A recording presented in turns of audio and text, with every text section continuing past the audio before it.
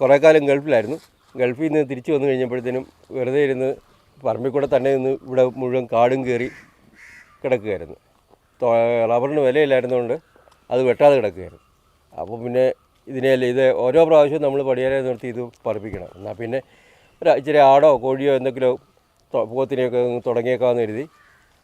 അപ്പോൾ പോത്തിനെ മേടിച്ച് കൊണ്ട് കെട്ടി പറമ്പ് ഒരുമാതിരിയൊക്കെ വലിയ കാടുകളൊക്കെ തെളിഞ്ഞു. അപ്പം പിന്നെയും പുല്ല് കിളുത്ത് വരുന്നുണ്ട്. എന്നാൽ പിന്നെ 2-3 ആടിനെ മേടിച്ചേക്കാമെന്ന് കരുതി. ആടിന് വേണ്ടാത്ത പുല്ല് പിന്നെയും കിടക്കുക, പോത്തിനും വേണ്ട, വേണ്ടാത്തത് ആട് തിന്നു, ആടിനും വേണ്ട, ബാക്കി പിന്നെയും കിടക്കുക. അപ്പോൾ ഒരു കുറച്ച് കോഴിയെ മേടിച്ചു, അതിനകത്തിട്ടു. ഇപ്പോൾ പുല്ലേ ഇല്ല. ഇതാവുമ്പം ഇതിനെ അങ്ങ് അഴിച്ചു വിട്ടേക്കുക, അത് അവിടെ തന്നെ ആയി. അപ്പോൾ വളം മേടിയിൽ ഭയങ്കര ലാഭം. അപ്പോൾ പിന്നെ അന്നേരം എനിക്ക് തോന്നി അതിനകത്തോട്ട് ചില പച്ചക്കറിയും കാര്യങ്ങളെല്ലാം കൂടെ വെക്കാതെ ഇത് ഒരു ടേം കഴിഞ്ഞ് അങ്ങോട്ട് മാറി കഴിയുമ്പോഴത്തേക്കും അതിനകത്തോട്ട് പച്ചക്കറി വെക്കും.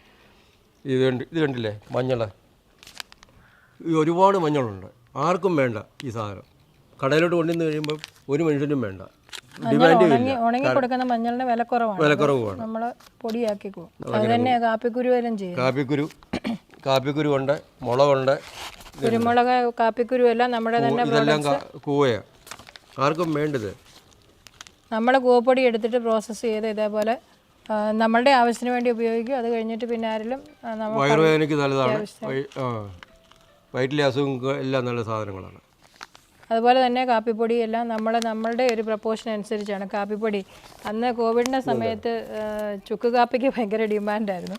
അപ്പോൾ നമുക്ക് ഇഞ്ചിയുണ്ട്, ഇഞ്ചി ഉണങ്ങി നമ്മൾ ചുക്ക് കാപ്പിയുടെ ഒരു പുതിയ റെസിപ്പിയൊക്കെ ഉണ്ടാക്കി ചുക്ക് കാപ്പിയുടെ ഒരു പാക്കേജായിട്ട് നമ്മളിത് ചെയ്യുന്നുണ്ടായിരുന്നു. കരിപ്പെട്ടി കാപ്പിയായിട്ട് ഞാൻ ഇടുന്നുണ്ടായിരുന്നു. ഇപ്പോൾ ഇവിടെ വരുന്നവർക്കൊക്കെ കുടിക്കാൻ കൊടുക്കും. അങ്ങനെ അവർ അതിൻ്റെ റെസിപ്പി ചോദിക്കുകയും ഇതെങ്ങനെയാണ് കാപ്പിപ്പൊടി എന്നൊക്കെ, നമ്മളുടെ തന്നെ കാപ്പിപ്പൊടി, ഇത് ഉലുവയും കാപ്പിപ്പൊടി നമ്മളൊരു പ്രപ്പോർഷൻ ഇട്ടാണ് അത് ചെയ്യുന്നത്. അപ്പോൾ നമ്മുടെ കയ്യിൽ നിന്ന് മേടിച്ച് അവർ ഉപയോഗിക്കുന്നുണ്ട്. പിന്നെ നമ്മൾ ചെയ്യുന്ന ഔഷധ ചെടികൾ നമ്മൾ വളർത്തുന്ന വെച്ചിട്ട് നമുക്ക് ചില ചെറിയ ഹെയർ ഓയിൽ, പിന്നെ ഇങ്ങനെ ചുമപ്പൊടി, സോപ്പ് ഇങ്ങനെയൊക്കെ ഉള്ളത് ഉണ്ടാക്കാൻ എനിക്കിഷ്ടമാണ്.